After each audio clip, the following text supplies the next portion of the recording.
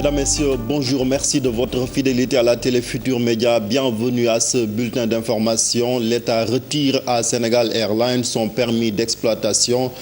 Du coup, la compagnie sera remplacée par une autre, une décision annoncée par le ministre de l'Économie et des Finances, Amadou Ba, animé une conférence de presse conjointe avec son homologue français Michel Sapin. Voici les explications du ministre de l'Économie et des Finances au micro de Daniel Diouf. Donc, aujourd'hui, nous avons rompu le contrat qui nous liait à l'exploitant, donc c'est vrai. Et nous sommes dans un processus ouvert. Il n'est pas exclu que des entreprises françaises, japonaises ou chinoises puissent avoir un intérêt à gérer cette entreprise. Mais nous ne sommes pas encore à l'étape de choisir une entreprise. Mais le débat est ouvert, d'autant plus que nous sommes en train de régler les préalables juridiques. Parce qu'une chose est de décider de se séparer de quelqu'un, autre chose est de mettre en œuvre toutes les procédures juridiques devant nous permettre de prendre possession de cette entreprise.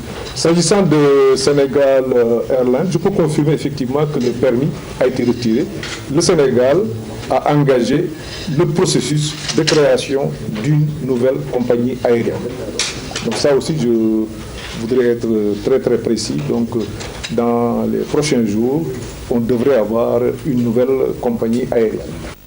Le scandale Panama Papers a aussi été abordé par les deux ministres. Ils se sont accordés sur la complexité des paradis fiscaux qui posent problème.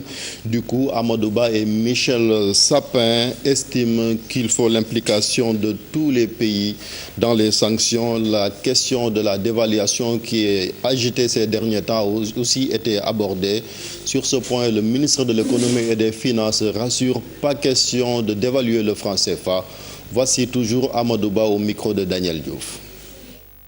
Le Panama, un pays qui n'entretient pas une bonne coopération fiscale avec la France, son attitude ne surprend guère Michel Sapin, qui soutient la collaboration internationale pour contenir l'évasion fiscale. Son homologue sénégalais également de cet avis. Il faut que tous les pays qui comptent un peu du point de vue économique et financier signent ces accords d'échange. Il faut que tous les pays mettent en œuvre les accords qu'on appelle BEPS pour lutter contre l'érosion des bases fiscales dans le domaine économique, dans le domaine des entreprises. Nous devons agir tous ensemble. C'est une question qui n'est pas facile sur le plan juridique, parce que dans tous les cas, il faut qu'on respecte le droit. Nous avons un problème de prescription qu'il faut régler, parce qu'on ne peut pas reprendre un impôt, parce que tout simplement on a envie de le reprendre. C'est des questions techniques qui sont en train d'être réglées par les administrations fiscales. La dévaluation du franc CFA, pas à l'ordre du jour, affirment les deux ministres. D'ailleurs, Michel Sapin rassure, c'est aux Africains d'exprimer leurs besoins d'évolution auxquels la France reste ouverte. Pas de risque, pas d'éventualité d'une dévaluation, quelle qu'elle soit. Ce n'est pas prévu. Ni dans le court terme, ni dans le moyen terme. C'est un débat qui est souvent agité.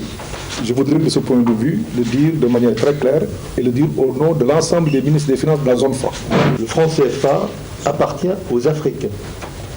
Que l'avenir de cette monnaie, avec ce qu'elle apporte, me semble-t-il, mais c'est à eux d'en juger, de bon pour le développement économique et social, appartient aux Africains. Et que la France, s'il doit y avoir des évolutions, est parfaitement ouverte à des évolutions. Dès lors qu'elles viennent des pays africains souverains. La France est-elle prête à rapatrier les avoirs de pays africains en partie logés à la Banque de France? Le ministre français des Finances et des Comptes publics estime que les pays concernés eux-mêmes ont plutôt exprimé le besoin d'être à l'abri d'une instabilité monétaire. L'avantage de cette stabilité monétaire est évident. C'est d'ailleurs la raison pour laquelle je crois qu'un d'entre vous disait à Yaoundé, si on n'y avait pas intérêt, on n'y resterait pas. Ce qui me paraît être d'un bon sens absolu. Si les pays africains n'y avaient pas intérêt, ils n'y resteraient pas. Michel Sapin et Amadou Ba rentrent d'une réunion biannuelle à Yaoundé. Elle a porté sur les questions économiques et monétaires dans l'espace IEMOA. L'État du Sénégal invité à la refonte du système de rémunération des agents de l'administration, une vieille doléance des syndicats, surtout ceux de l'enseignement, un constat fait par le président Macky Sall lui-même à l'occasion du forum sur l'administration, raison pour laquelle le grand cadre du syndicat de l'enseignement invite le gouvernement à régler ce dysfonctionnement pour justement mettre tous les agents de la fonction publique au même pied d'égalité. Une raison pour laquelle le leader de PASTEF, les Patriotes, a également tiré la sonnette d'alarme. Voici le reportage de Nafissatou Silla.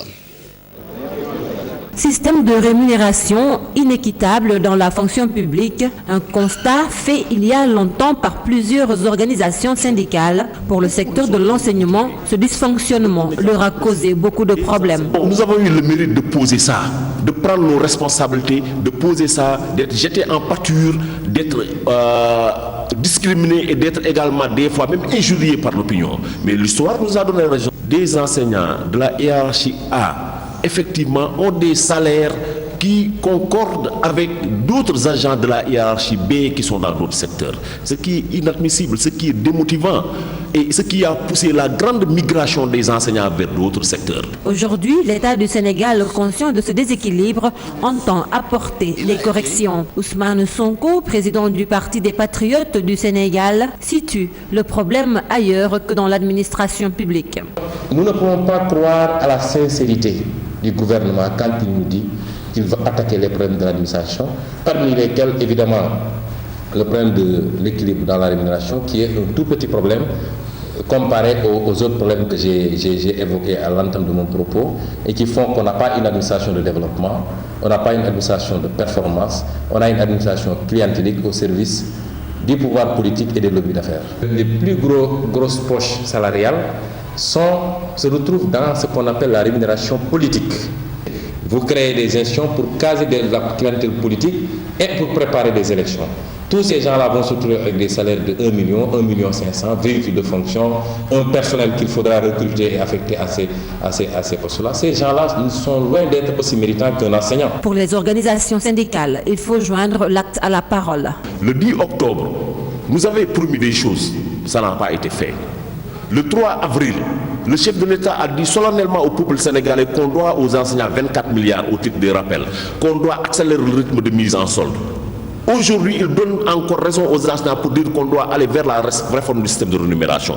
Mais ça ne va pas être que des mots, ça doit être suivi d'actes. Et pour que ça soit suivi d'actes, il faudrait que le chef de l'État puisse avoir un monitoring à l'interne. Le forum de l'administration a été une occasion pour mettre à nu tous les maux qui gangrènent notre administration.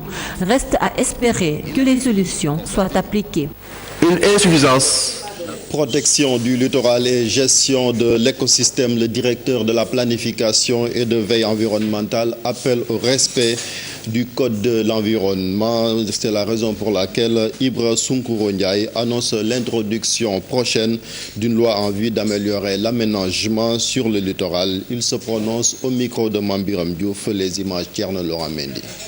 Nous avons en prévision l'introduction d'une loi littorale, c'est-à-dire une loi qui devrait permettre en tout cas d'améliorer l'aménagement sur le littoral et de mettre en place en tout cas des bases qui permettent véritablement une meilleure gestion de cet écosystème-là.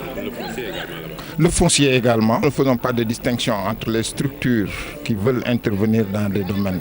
Nous avons comme base les codes de l'environnement, code forestier, etc.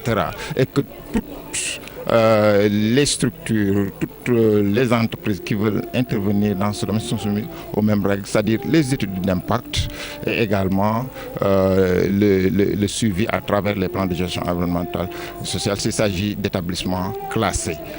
Voilà, ou d'installations classées. Donc que ce soit une structure qui vient, qui a de toute façon la base est la même, nous sommes dans l'administration et nous sommes au service de tous les usagers. Décédé hier, Touba Boudior sera inhumé ce jour à Touba, mais auparavant, la levée du corps est prévue à l'hôpital principal plutôt.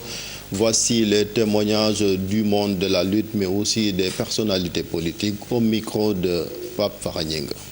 Cette image, sa dernière apparition en public, C'était lors de la pose de la première pierre de l'arène nationale. Bounama Touré, plus connu sous le pseudonyme de Toubabou Dior, a perdu son dernier combat. Il laisse sa famille et le monde de l'arène orphelin. Avec la disparition de Toubabou Dior, je suis certes ému, mais je me remets à Dieu. C'est la volonté divine. Nous sommes tous des croyants. Yàlla mooy dogal te jullit day gëm dogal te nag jullit day gëm dogal ki dem nii Toubabou Dior était un homme de conviction, un acteur engagé dans la lutte. On n'a pas beaucoup de choses à dire sans dire les qualités de Toubabou Dior. Il avait des qualités. Et cette qualité-là, tous les sportifs le reconnaissent. Donc on doit prier pour lui. La terre lui soit légère. Une perte certes pour le monde de la lutte, mais aussi pour tous les sportifs. Et c'est pas seulement la lutte qui a perdu un grand homme, c'est tout le Sénégal qui a perdu un grand homme, tout le sport africain. Toubabou Dior était un homme exemplaire sur le plan du comportement, sur le plan de l'engagement, mais sur le plan du courage. Juste une petite grippe, raison pour laquelle son décès a vraiment surpris le ministre des Sports.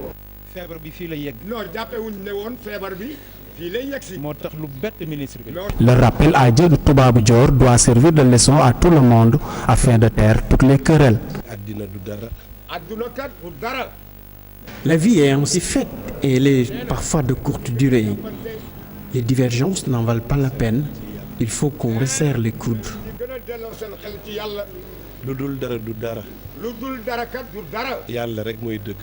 L'ancien pensionnaire de l'Écriphase, décédé suite à une courte maladie, la levée du corps est prévue ce mardi.